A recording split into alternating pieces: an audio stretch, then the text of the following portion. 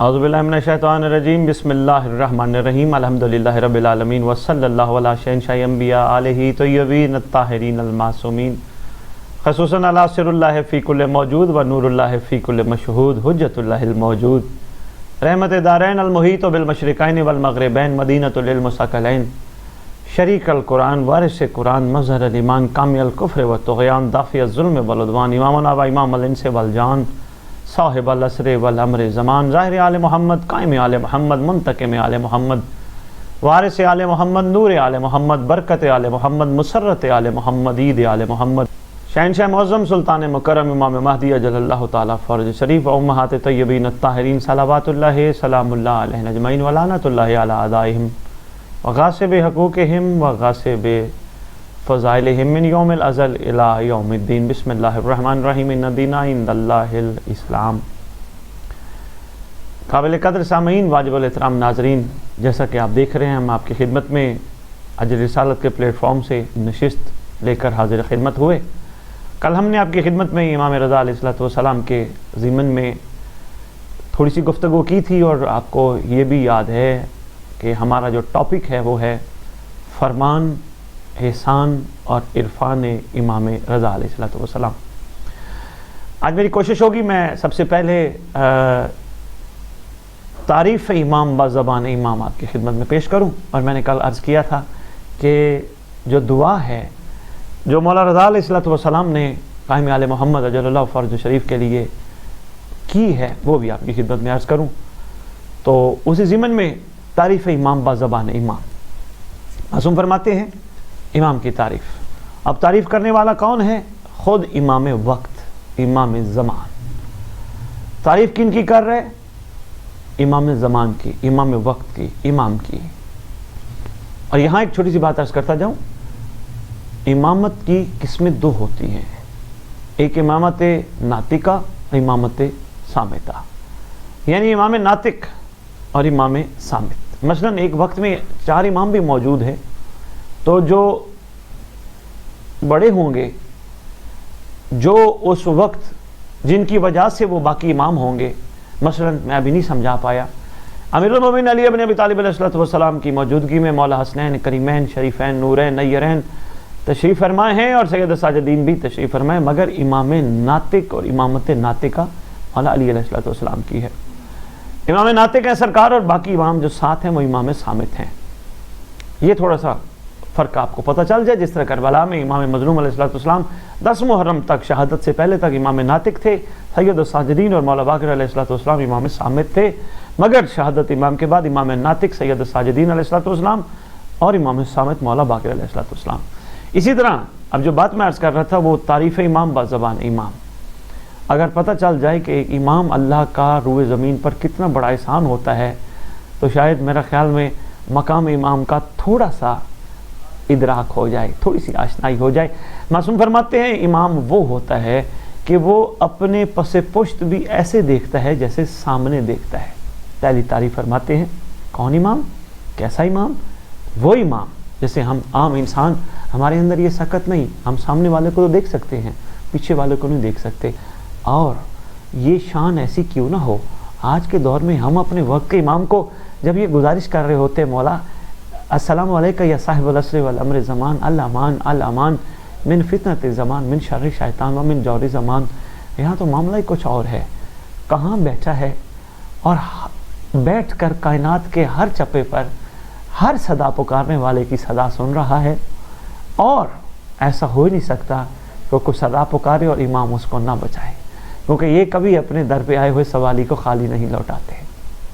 مقام امام ہے، اور سرکار فرماتے ہیں پس پشت بھی، یعنی اس کا مطلب یہ ہے کہ امام سے کائنات کی کوئی چیز چھپی ہوئی نہیں ہوتی، ہر چیز امام کے سامنے ظاہر ہوتی ہے، پس پشت۔ پھر فرماتے ہیں امام وہ ہوتا ہے جس پر رسول کی زرہ پوری آئے، اس لیے تو فرمایا، اور ماضی میں بھی ہمیں یہ واقعات ملتے ہیں کہ رسول اکرم صلی اللہ علیہ وآلہ وسلم کی زرہ چھوٹے شہزادوں کو بھی پہنائی گئی تو ان پہ زرہ یہ پوری آئی، اور جب ہمارے امام زمان علیہ السلام تشریف لائیں گے، زرہ ہوگی ہی زرہ رسول، ان کے زیب تن جو انہوں نے کیا ہوگا وہ زرہ رسول ہوگی، کیوں نہ پوری آئے، محمد کا جانشین جو ہوتا ہے امام۔ آگے فرماتے ہیں امام وہ ہوتا ہے جو لوگوں پر لوگوں کی جانوں سے زیادہ تصرف رکھتا ہے. بہت اہم نقطہ ہے. یعنی لوگوں سے لوگوں کی جانوں پر زیادہ تصرف رکھنا یہ صرف امام کی شان ہے. مثلا اب اس کے لیے، اس کو سمجھانے کے لیے میں رسول کی وہ حدیث جو پاکستان لیول پر میٹرک میں پڑھائی جاتی ہے، تم میں سے کوئی بھی اس وقت تک کامل ایمان کی منزل تک نہیں پہنچ سکتا جب تک میں محمد تمہاری جملہ محبوب چیزوں سے زیادہ محبوب نہ ہو جاؤں. یہ سرکار کی حدیث جو پڑھائی جاتی ہے. اب سرکار یہاں فرما رہے ہیں کہ تمہاری جو جملہ محبوب چیزیں ہیں اس میں تمہارے مال ہے، تمہارے اولاد ہے، تمہارے اقربا ہیں، تمہاری بہت کچھ ہے، لیکن تم اس وقت تک کامل ایمان کی منزل پر نہیں پہنچ سکتے جب تک میں محمد تمہاری ان سب چیزوں سے زیادہ پیارا محبوب نہ ہو جاؤں. اس کا مطلب وہی ذات محبوب ہو سکتی ہے جو ہر چیز پہ زیادہ تصرف رکھتی ہو. ہماری جانوں پہ تصرف ہمارے امام کا زیادہ ہے. امام کا ہونا، امام ہوتا ہی وہ ہے لوگوں کی جانوں پر تصرف زیادہ ہو. یعنی لوگوں کی جانوں کا وہ مالک ہوتا ہے، مالک و مختار ہوتا ہے. اور کیوں نہ ہو بھائی، غدیر کے موقع پر فرما دیا گیا تھا من کنت مولا فہذا علی مولا، یہ تمہارے مولا ہیں، یہ تمہارے مالک ہیں. اسی طرح جس طرح علی مالک ہیں، اسی طرح غدیر میں امام زمان علیہ السلام تک کا اظہار ہوا تھا. اور میں انشاءاللہ غدیر کے پروگرام میں آپ کی خدمت میں ضرور عرض کروں گا. امام زمان علیہ السلام تک کا یہ سرکار کے تک کا بتایا گیا تھا. ان کے بعد میرا یہ لخت جگر، ان کے بعد میرا یہ لخت جگر، جس جس کا میں مولا ہوں حضور اس کا یہ مولا، اور جس جس کے یہ مولا ہے حضور اس کا میں مولا ہوں. تو مالک ہے، جانوں پر تصرف زیادہ رکھتے ہیں. ارے بھائی کیوں نہ ہو تصرف زیادہ، جو شیطان سے بچائیں، جو ہم بچ نہیں سکتے. ہم جتنا گارڈ اپنے پاس رکھ لیں، 100 گارڈ رکھ لیں کہ جو ہمیں شیطان سے بچائے. دنیا کی دوسری طاقتوں سے تو گارڈ ہمیں بچا سکتا ہے، شیطان سے نہیں بچا سکتا. شیطان سے صرف وہی بچا سکتا ہے جس کا ہماری جانوں پہ تصرف زیادہ ہو. وہی گارڈ، وہی ہمیں کریم بن کے، محسن بن کے وہ ہمیں شیطانوں سے بچا سکتا ہے. بے آئی نہیں، جب ہے ہی ان کا تصرف، ہے ہی ان کی کریمی، تو اس کا بہترین طریقہ یہ ہے کہ ہم سب کو اپنی جانیں ان کے حوالے کر دینی چاہیے. ان کی گزارش میں بھی عرض کرنا چاہیے مولا یہ ہماری جانیں آپ کے ذمہ، ہمارے پاس تو ہے ہی کچھ نہیں، یہی ایک چھوٹا سا جان ایک جسم ہے، یا ان کے اندر ایک چھوٹا سا دل ہے. مولا یہ آپ کی امانت ہے، یہ آپ کا ہے. جب تصرف بھی آپ کا ہے، سرکار ہم نہ بھی دیں تصرف آپ کا ہے، اگر ہم دے دیں تو پھر تو کمال ہو جائے گا، سرکار آپ کا. اور جب تصرف امام ہو جائے، اجر رسالت کے پلیٹ فارم سے جہاں جہاں تک میرا یہ پیغام پہنچے، کوشش کرنا اپنے پاس سنبھالنا اور آگے بھی پہنچانا. جس پر امام کا تصرف کلیہ ہو جائے، کلی تصرف ہو جائے، پھر وہ دنیا میں گناہ نہیں کرتا، کیونکہ امام کا تصرف ہوتا ہے اس پہ. پھر وہ اس سے غلط چیزیں سرزد نہیں ہوتی، کیونکہ امام کا اس پہ تصرف ہوتا ہے. تصرف امام کا ہونا بہت ضروری ہے. یہ شان ہے امام کی. اپنی جان امام کے حوالے کر دو تاکہ تم ٹینشنوں سے آزاد ہو جاؤ گے، تم فکروں سے آزاد ہو جاؤ گے، تم پریشانیوں سے آزاد ہو جاؤ گے. اس کا مطلب ذمہ لگانا، امام کے خدمت میں پیش کرنا، ان کے لیے سب کچھ پیش کرنا، اپنی جان، اپنا مال، اپنا ناموس.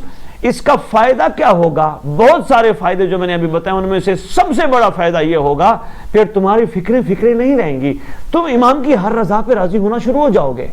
کوئی بھی اب مرحلہ آئے گا تو امام کی رضا پہ راضی ہوگے. اور ایسا ہو سکتا ہے امام تمہیں کہیں تنہا چھوڑے، امام تمہیں کہیں دشمنوں کے ہاتھ چھوڑ دے، امام تمہیں کہیں شیطان کے منہ میں چھوڑ دے. ایسا ہو ہی نہیں سکتا جب تم امام کی رضا میں راضی ہونا شروع ہو جاؤ گے. سرکار کا تصرف تو ویسے ہی ہے، تو یہاں زیادہ ہو جائے گا. سرکار دیکھیں میرے ہاتھ کھڑے ہیں، میں ہینڈز اپ، میں کچھ نہیں کر سکتا، میں ایک محتاج محض بندہ ہوں، میں اللہ کی وہ مخلوق ہوں جو کمزور ترین ہے زمین پر. مولا ہماری جانوں کا مالک ہے، مولا ہماری جانوں کی حفاظت محافظت تیرے ذمہ ہے. مولا ہمیں بچائیے گا، مولا ہم پہ رحم کیجئے گا، مولا جیسے چاہیے گا ویسے چلائیے گا. مولا ہم بڑے کمزور ہیں، اور مولا یہاں تک ہم رب کی بارگاہ جواب دینے کی بھی طاقت اور سکت نہیں رکھتے. احسان فرمائیے گا، ہمیں اس محشر کے میدان میں شرمندہ نہ ہونے دیجئے گا. کریمی کیجئے گا، شفقت کیجئے گا. دھونا یہ اپنا آپ سب کچھ، پھر یہ چیزیں آئیں گی. جب اپنا آپ کہو گے نا یہ بھی میرا، یہ بھی میرا، یہ بھی میرا، یہ بھی میرا، پھر معاملہ بڑا ڈسٹرب ہو جاتا ہے. اور پھر جب انسان اپنی جانوں کو کلی تصرف امام میں دے دیتا ہے، پھر وہ استعمال کرتے ہوئے جسم کے کسی بھی حصے کو سوچتا ضرور ہے یہ کسی کی امانت ہے. مثلا آپ کو ہی دیکھ لیں، جسم کا ایک مین مرکزی پہلا نہیں دوسرا حصہ ہے، دل کے بعد دوسرا مرکزی حصہ ہے آنکھ. اگر واقعتاً حقیقتاً تصرف امام میں دی جائے اور اس کو امام کی امانت سمجھ لی جائے کہ یہ اس کی امانت ہے، یہ میرے پاس مولا کی امانت ہے، تو یقین جانیے निगाह हराम कभी भी किसी पे गैर महरम पे ना पड़े। ये बात सिर्फ वाह वाह करने की हद तक नहीं, सिर्फ दाद देने की हद तक नहीं, इसको समझने की ज़रूरत है, इस पर गौर फिक्र करने की ज़रूरत है। अपना आप इमाम को देना, अपने आप को इमाम का तसर्रुफ में देना कुल्ली तौर पर, ये हमारे लिए अच्छा रहेगा, हमारी ज़िंदगी सुखी हो जाएगी। हर जिस्म का अज़ा इमाम की अमानत समझ कर जब इस्तेमाल करेंगे, यकीन कीजिए हमारी ज़बानों में सब्र आ जाएगा। हमारी ज़बान से गाली नहीं निकली, भाई इमाम की अमानत है। हमारी ज़बान से किसी का गीबत गिला नहीं होगा, इमाम की अमानत है। हम किसी के बारे में बैठ के बदखोई नहीं करेंगे, इमाम की अमानत है। जब ये बंदा इस लेवल पे आ जाए, फिर फरमाया गया यहाँ ये फरमाने मासूम है, कोई बंदा इस लेवल पे आ जाए जो अपनी हर चीज का कुल्ली मालिक अपने मौला को करार दे दे और उसमें से वो नजर आए, फिर फरमाते हैं वो नहीं बोलता, उसकी जबान से हम बोलते हैं, वो नहीं देखता, उसकी आंख से हम देखते हैं, वो नहीं सुनता, उसके कानों से हम सुनते हैं। फिर ये मामला, फिर ये कैफियत पैदा होती है। तो सिर्फ इतना सा करना होता है, मौला मैं आपके जिम्मा, मौला मैं बहुत कमजोर हूं, मैं नातवा हूं, मौला मैं कुछ जोगा नहीं हूं, मौला मेरे अंदर कोई कमाल नहीं, मौला मुझे शर्मिंदा ना होने देना, मौला अब तक तेरी जात ने अगर शर्मिंदा नहीं होने दिया, तेरा करम है, तेरा तसर्रुफ है, सिर्फ एहसान फरमा, कुल्ली तसर्रुफ अख्तियार कर, एहसान फरमा, मैं हर चीज तेरी जूती के आगे डालने के लिए तैयार हूं। इसी ज़िमन में मासूम फरमाते हैं, तारीफ इमाम बाज़बान इमाम में फरमाते हैं, रसूल खुदा सल्लल्लाहु अलैहि वसल्लम के हथियार और जुल्फ़कार उनके पास होती है। इमाम वक्त वो होता है, इमाम वो होता है जिसके पास रसूल खुदा के तमाम ताज़ियान रसूल इमाम ज़माना अलैहिस्सलाम के पास होगा, असाए रसूल इमाम ज़माना अलैहिस्सलाम के पास होगा। जुल्फ़कार जो अमीरुल मोमिनीन के लिए उतरी थी, जिसकी शान में लोगों ने पता नहीं क्या से क्या बयान किया खूबसूरत अंदाज में, उलमा ने और अफ़ा ने ज़ाकिरीन ने कितनी बातें की है जुल्फ़कार पे, जुल्फ़कार ये, जुल्फ़कार ये, जुल्फ़कार का ये फ़ज़ाइल, जुल्फ़कार ये फ़ज़ाइल, जुल्फ़कार का ये फ़ज़ाइल, ये सैयदा से बातें करती थी, जुल्फ़कार का ये फ़ज़ाइल कि अली को अर्ज़ करती थी, आइली आप यहीं ठहरे रहें, मैं अभी सर काट के आती हूँ, बड़े बड़े फ़ज़ाइल है जुल्फ़कार के। मगर आज किसके पास है?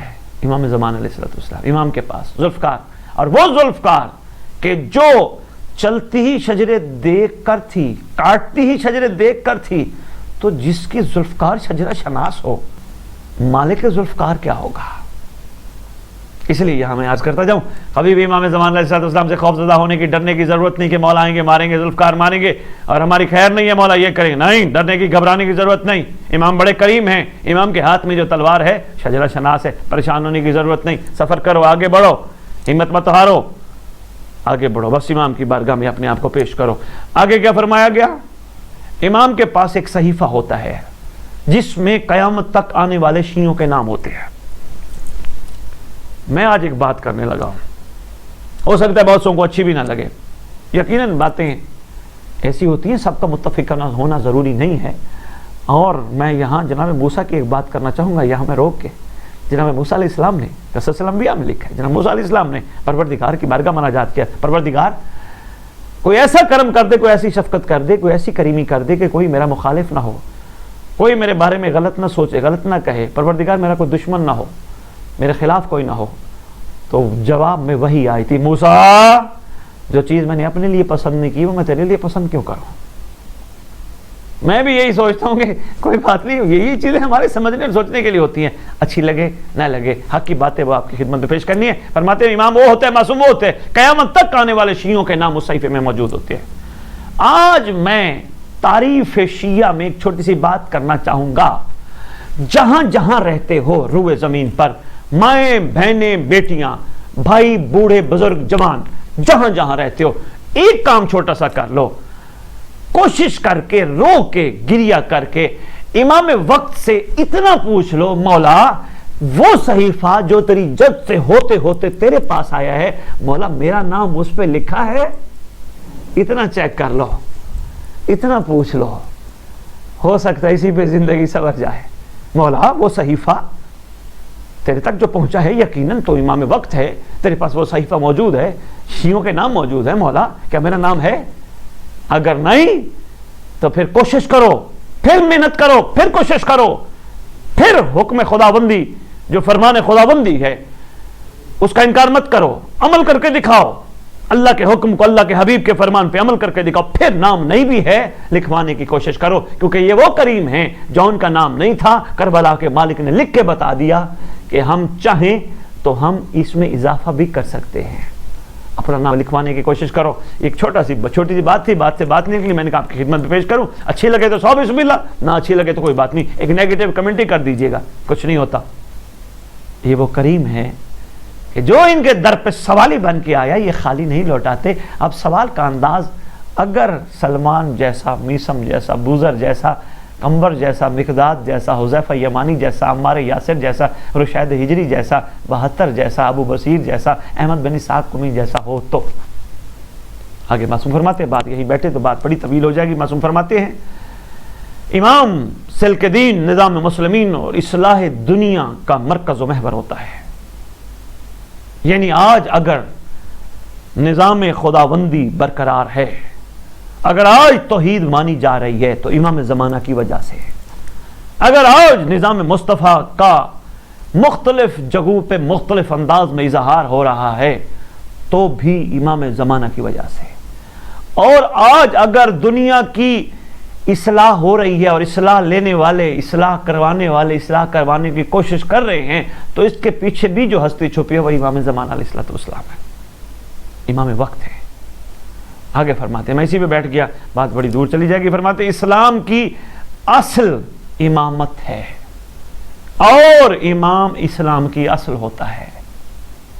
بھائی کیوں نہ ہو, اگر ہٹ جائیں امام زمان درمیان سے, مصیبتیں اور بلائیں ٹوٹ پڑیں آسمان سے, ایک لمحے کے لیے بھی, امام معصوم فرماتے ہیں ایک لمحے کے لیے بھی امام کائنات سے ہٹ جائے تو کائنات اپنے جملہ چیزوں کے ساتھ تباہ و برباد ہو جائے. اصل ہوئے یا نہیں؟ کائنات کی اصل اور دین کی اصل اور اسلام کی اصل امام اسلام. اب اسی پہ دل چاہ رہا ہے, میں اسی پہ اگر گفتگو کروں بات بڑی طویل ہو جائے گی. کیوں نہ ہو دین کی اصل. کہہ نہیں گئے شاہ ہستے حسین, دین ہستے حسین, دین پناہ ہستے حسین, فرما نہیں گئے دین کی اصل امام ہی ہوتا ہے. اور آپ سب اس بات پہ متفق ہیں. بے شک توحید کو مانتے تھے, نبوت کو مانتے تھے 9 لاکھ, مگر دین کی حقیقت سے آشنا نہیں تھے. یعنی دین کی حقیقت, دین کی اصل کا نام امام زمانہ, امام مظلوم, امام حسین علیہ السلام. اگر امام زمانہ, امام مظلوم, امام حسین علیہ السلام سے آشنا نہیں ہے تو اس کا مطلب ان کا دین اسلام سے کوئی سروکار نہیں, چاہے وہ لا الہ الا اللہ کیوں نہ پڑھے, چاہے محمد رسول اللہ کیوں نہ پڑھے. امام کی اصل سے نہ آشنا ہے, دین کی اصل سے نہ آشنا ہے, عرفان امامت سے آشنا نہیں ہے. نہیں پتا کون ہے نواز رسول, نہیں مقام کا ادراک. بہت سارے ایسے ہیں جن کو ادراک ہے مگر وہ دین کی اصل سے آشنا نہیں ہے, اس وجہ سے لعنت کے حقدار قرار پائے ہیں. دین کی اصل, دین کی اساس امام ہوتا ہے. آگے فرماتے ہیں عبادت کے کامل ہونے کا سبب امام ہوتا ہے. دیکھیں اب یہ کتنی بڑی بات ہے. امام کو چھوڑ کر عبادات نامکمل ہیں. عبادات کے کامل ہونے کا سبب امام ہوتا ہے. پہلی بات بتاتا جاؤں, ہماری دعاؤں میں جب تک امام وقت کی, امام کی آمین نہ ہو دعائیں قبول نہیں ہوتی. ہماری عبادات میں جب تک امام شامل نہ ہو, جب تک امام, معصوم فرما رہے ہیں ہم عبادات کے کامل ہونے کا سبب ہے. امام عبادات تو کرتے رہو, کامل نہیں ہوں گی, سبب ہے امام. کیسے نہ ہو, جب پتہ چل جائے قیام کا مطلب کیا ہے, قیام کس طرح قائم سے مشتق ہے. تشہد میں ہم جو کہتے ہیں سلام کرتے ہوئے السلام علینا وعلی عباد اللہ الصالحین, علینا وعلی, اور آخری سلام کرتے ہیں السلام علیکم ورحمۃ اللہ وبرکاتہ. کس کو کرتے ہیں پوچھئے گا, اپنے اپنے مرضی کے عالم دین سے پوچھئے گا, پوچھنی چاہیے. یہ وہ حقیقتیں ہیں, ہمیں ان سے دور نہیں رہنا, ہمیں ہمت کرنی ہے, اپنے اندر جذبہ پیدا کریں, پوچھیں السلام علیکم ورحمۃ اللہ وبرکاتہ. آخری سلام کس کو ہوتا ہے؟ اور پھر تسبیح پڑھتے ہو, پھر سجدہ شکر کرتے ہو, کعبے جاتے ہو. کعبے کی حقیقت میں امیر المومنین علی بن ابی طالب علیہ السلام کی ذات کس طرح چھپی ہے, یا علی کی حقیقت ذات کس طرح چھپی ہے. اللہ اکبر. اور کعبے جا کر جس کو امیر المومنین کی 13 رجب یاد نہ ہو, اور جس کو امام زمان کے کعبے میں تشریف لا کر اس نماز حقیقی جس کی امامت اس امام نے کرانی ہے اور ان کے اول مقتدی جناب عیسیٰ کا وہ تصور نہ ہو، پھر کعبے چکر تو لگے گا، ثواب تو ملے گا، عبادت کامل نہیں ہوگی۔ اسی پہ بات کی جائے تو یہ بات بڑی طویل ہے۔ امام عبادت کے کامل ہونے کا سبب ہوتا ہے، موجب ہوتا ہے، وجہ ہوتی ہے امام۔ آگے فرماتے ہیں امام شمس نصف النہار کی طرح ہوتا ہے جو اپنی شعاعوں سے عالم کو روشن کرتا ہے، اور آگے فرماتے ہیں خود، یہ بڑی اہم بات ہے، اور خود اس مقام پر موجود ہوتا ہے، بلند مقام پر، جہاں نہ کوئی ہاتھ پہنچ سکتا ہے نہ نظر کام کر سکتی ہے۔ آپ کو پتہ ہے آپ کے امام وقت کا ایک لقب ہے الشمس، یقیناً سنا ہوگا، سورج، خاص سورج ہے کسی کی جرت سورج کو ہاتھ لگائے یا سورج کی طرف نگاہ کرے، لیکن وہی سورج مخلوق کے لیے رحمت کا باعث ہے، کیونکہ وہ اللہ کی وہ مخلوق ہے جس کے ذریعے مخلوق کے بہت سارے معاملات اسی سورج کی شعاعوں سے جڑے ہیں، اسی سورج کی روشنی سے جڑے ہیں۔ امام فرماتے شمس نصف النہار کی طرح ہوتے، اپنی شعاعوں سے عالم کو روشن کرتا ہے۔ یہ جو ہم سفر کر رہے ہیں، ہم زندہ ہیں، ہماری سانسیں چل رہی ہیں، یہ ہمیں پروردگار کے کرم سے یہ سبزیاں پھل مل رہے ہیں، یہ امام وقت کی برکت ہے، امام زمان علیہ السلام کی برکت ہے، جس کے بغیر شاید یہ چیزیں ہم تک میسر نہ ہوں، ہمیں ملے ہی نہ۔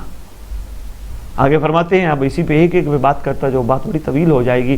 آگے فرماتے ہیں بدر منیر ہوتا ہے امام، بدر منیر، کیا خوبصورت چاند، اللہ اکبر۔ امام روشن چراغ ہوتا ہے، روشن چراغ، جو روشن ہو وہ پھر روشن ہی رہتا ہے، وہ روشن چراغ بجھ جائے تو اندھیرا چھا جاتا ہے، امام روشن چراغ ہوتا ہے۔ آگے فرماتے ہیں امام پھیلا ہوا نور ہوتا ہے پوری کائنات میں۔ آگے فرماتے ہیں امام ہدایت کا رہبر ہوتا ہے، جس کے ذریعے ہدایت بانٹی لی جاتی ہے۔ امام ہدایت کا رہبر سے کیا پوچھا جاتا ہے؟ راستہ پوچھا جاتا ہے نا، رہبر رہبری کرتا ہے نا، رہبر رہبری نہ کرے تو حقیقت اپنی منزل پر کوئی نہیں پہنچ سکتا۔ ہدایت کا رہبر امام ہوتا ہے۔ پھر فرماتے ہیں ہلاکت سے بچانے والا ہوتا ہے، یعنی امام وقت وہ ہوتا ہے، امام وہ ہوتا ہے جس سے بندہ ہلاکت سے بچ سکتا ہے، ورنہ سیدھی ہلاکت ہے۔ آگے فرماتے ہیں امام، ایک بات اللہ جانتا ہے، آپ کے ان خوبصورت جو لائکس اور کمنٹس ہیں اور جو آپ باتیں کر رہے ہیں، دل چاہتا ہے اسی پہ ہی گفتگو ہوتی رہے اور بڑی جو ہے نا ایک طویل ہمارا پروگرام ہو 2-3 گھنٹے کا، لیکن چونکہ وقت کی نزاکت اور آپ کی مصروفیت کو دیکھتے ہوئے، تاکہ آپ بھی تھوڑا سا سوچنے میں مجبور ہوں، آپ کو بھی تھوڑی سوچ آئے، اچھی بات ہے، سوچنا چاہیے، بجائے اس کے فضولیات میں بیٹھے رہیں، اس نے کیا کھایا، اس کے پاس کیا ہے، اس کے پاس کیا ہے، وہ کیا کھاتا ہے، اس کے پاس کتنی گاڑیاں ہیں، اس کے پاس کتنا مال ہے، فضول سوچنے کا کوئی فائدہ نہیں۔ بھائی اس کے پاس ہے، تمہارے پاس تمہارا مولا ہے، اس سے بڑی قیمت، اس سے بڑی نعمت، اس سے بڑی کریمی اور کیا ہوگی، اس سے بڑی شفقت، اس سے بڑی عنایت کیا ہوگی؟ کیوں فضولیات سوچتے ہو؟ یہ چیزیں سوچو، یہ ہے ہمارے سوچنے کی۔ عبادت کی عبادت ہے، کرم کا کرم ہے، رحم کا رحم ہے، شفقت کی شفقت ہے۔ آگے فرماتے ہیں امام برسنے والا بادل ہوتا ہے۔ دیکھیں بارشیں ہو رہی ہیں پاکستان میں، ماشاءاللہ شروع ہو گئی ہیں، کتنے خوشی ہوتی ہے جب بارش برسے، اور امام وہ برسنے والا بادل ہوئے کہ جو ہمیشہ برستا رہتا ہے، جس کی شفقت ہے، جس کی عنایت ہے، جس کے احسان، جس کی کریمی ہمیشہ برستی رہتی ہے۔ آگے فرماتے ہیں امام سایہ دار آسمان ہوتا ہے۔ امام رضا علیہ السلام، کیونکہ پروگرام امام کے ضمن میں ہے اس لیے میں آپ کی خدمت میں گزارش کر رہا ہوں، فرماتے ہیں سایہ دار درخت ہوتا ہے۔ پھر فرماتے ہیں بہتا ہوا چشمہ ہوتا ہے۔ آگے فرماتے ہیں امام کو چھوڑنے والا ہلاک ہوگا۔ آگے فرماتے ہیں امام رفیق ساتھی، شفیق ماں باپ ہوتا ہے، مہربان بھائی بھی ہوتا ہے۔ کتنی بڑی بات ہے، اللہ اکبر۔ امام رفیق ساتھی، یعنی کہیں بھی اکیلے ہو، کسی بھی ایسی جگہ ہو جہاں تمہارے ساتھ کوئی ساتھی نہیں ہے، اپنے امام کو اپنے ساتھ محسوس کرو۔ اگر ہم جنگل میں ہیں اور ہمیں خوف ہے کہ پتہ نہیں درندے، یہ شیر، یہ جانور، یہ ہمیں کھا نہ جائیں، اور ہم اس وقت محسوس کریں کہ امام ہمارے ساتھ ہے، تو ہم تنہائی میں بھی، جب کوئی بھی نہ ہو اور ہمارے پاس دسترس ہو، نیٹ کی دسترس ہو، موبائل ہو، پھر ہم سیکس کو نہ دیکھیں، ہم غلاظت کو نہ دیکھیں، ہم نجاست کو نہ دیکھیں. یہ ہے دلیل امام وقت کی. جس طرح اس مصیبت میں، اس تکلیف میں اکیلے ہوتے ہو، کوئی نہیں ہوتا، امام کو سمجھتے ہو بہت قریب ہے، یہاں بھی محسوس کرو امام بہت قریب ہے.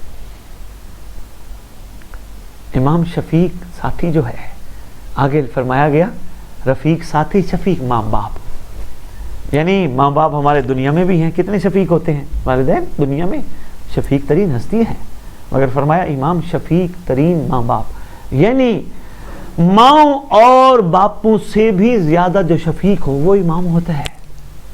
ارے بھائی جو اتنا شفیق ہو بھلا اس سے ایک لمحہ کے لیے بھی دور رہ جا سکتے ہیں؟ کبھی بھی نہیں. دل ہی نہیں کرے گا کہ اسے ہم دور رہیں. ان کی سوچ سے، ان کی فکر سے، ان کے نگاہ سے، ان کے کرم سے ہم کہیں گے اتنا شفیق جو ہے. اور یہ ماں اور باپ کا یہ بھی ایک بڑا کمال ہوتا ہے کہ کبھی اپنی اولاد کو تکلیف میں نہیں دیکھتے، تکلیف میں دیکھیں تو برداشت نہیں کرتے. بے آئی نہیں، امام بھی اپنی ریت پہ اسی طرح رحم فرماتا ہے. وہ اپنی ریت کو پتہ نہیں کتنی کتنی تکلیفوں سے بچاتا ہے، کہاں کہاں سے امام بچاتا ہے. ایک ماں باپ اتنا اپنی اولاد کے لیے اچھا سوچتے ہیں تو امام کیوں نہ سوچتا ہو. شفیق ماں باپ جو ہوتا ہے. آگے مہربان بھائی، دیکھیں بھائی اگر مہربان ہو تو کتنا مہربان ہوتا ہے. فرماتے ہیں امام اس مہربان بھائی سے بڑا مہربان بھائی ہوتا ہے. آگے معصوم فرماتے ہیں، یہ میں نے آپ کو تعریف امام بازبان امام سنائی. آگے معصوم فرماتے ہیں امام وہ ہوتا ہے جس کا سایہ نہیں ہوتا. ایک چھوٹا سا واقعہ میں آپ کی خدمت میں پیش کرتا ہوں، وہ بڑا اہم ہے.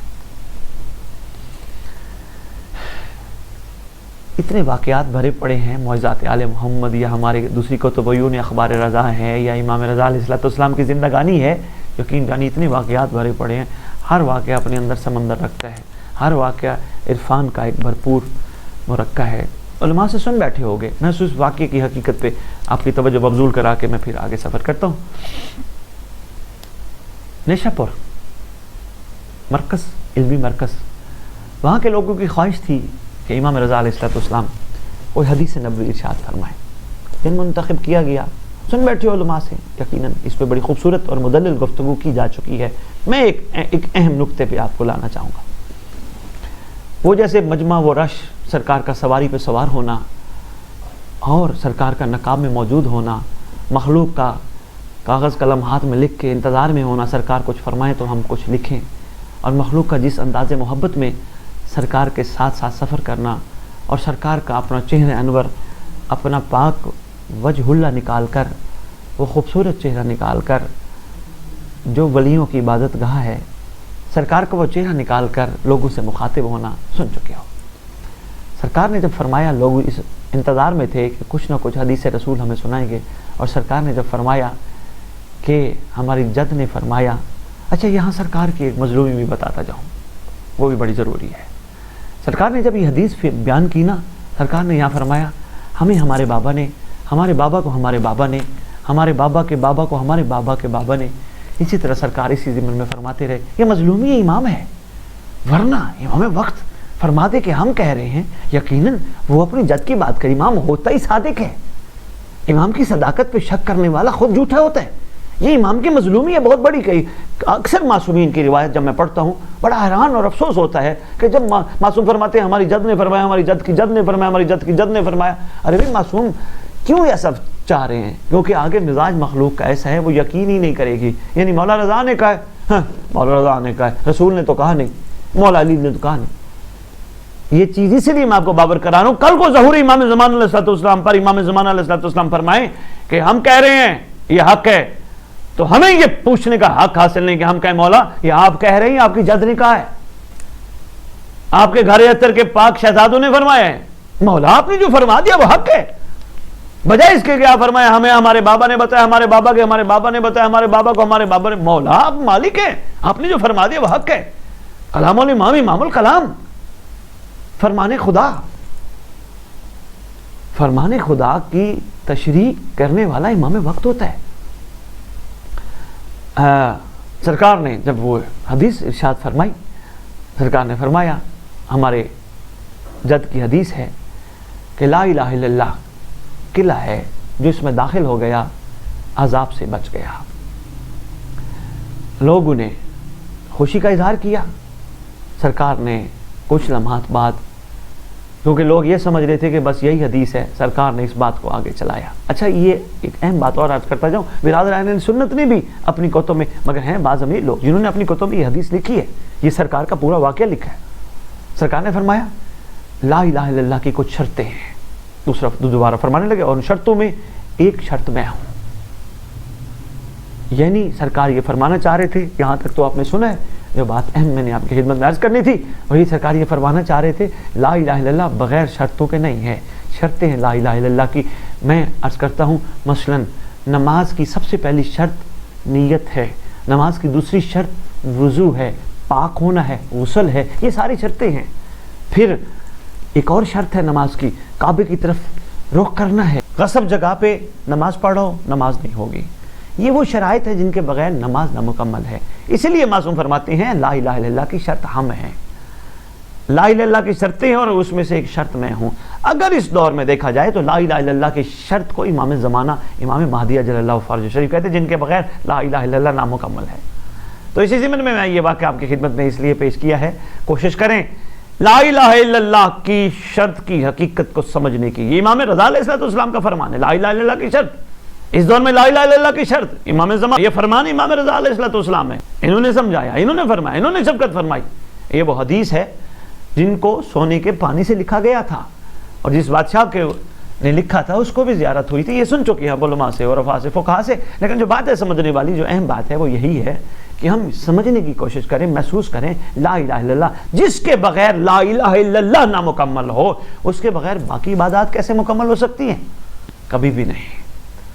ہم کسی بھی عبادت میں امام زمان علیہ السلام کو مائنس نہیں کر سکتے، نہیں نکال سکتے۔ عبادات میں نے ابھی بتایا آپ کے سامنے، 8ویں امام فرماتے ہیں عبادات کے کمال پہ کامل ہونے کا سبب ہے امام، تو بیائی نہیں۔ اسی طرح یہ شرط ہے، جب شرط نہ ہو تو پھر مشروط کا سلسلہ کمزور ہوتا ہے۔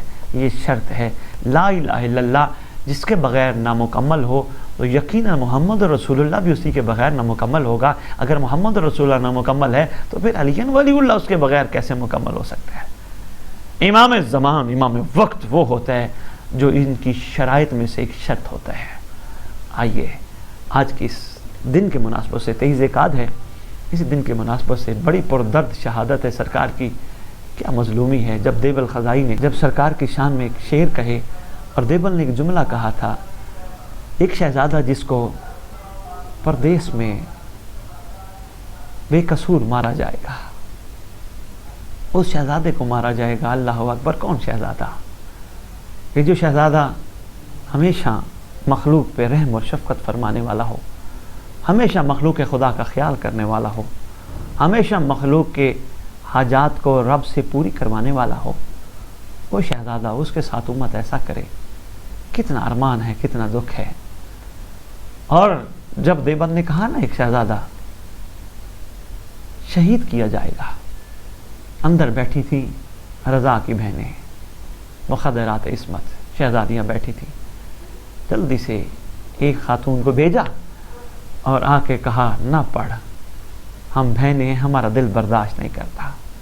تو اتنی بڑی بات کر گیا، یہاں تک کہ اس نے آ کے کہا کہیں سیدزادیاں دنیا سے نہ چلی جائیں، بس کر، نہ پڑھ۔ آپ خود سوچیں، جن کی بہنیں اپنے بھائی کی شہادت ابھی ہوئی نہیں، شہادت کا سن کے برداشت نہ کر سکیں۔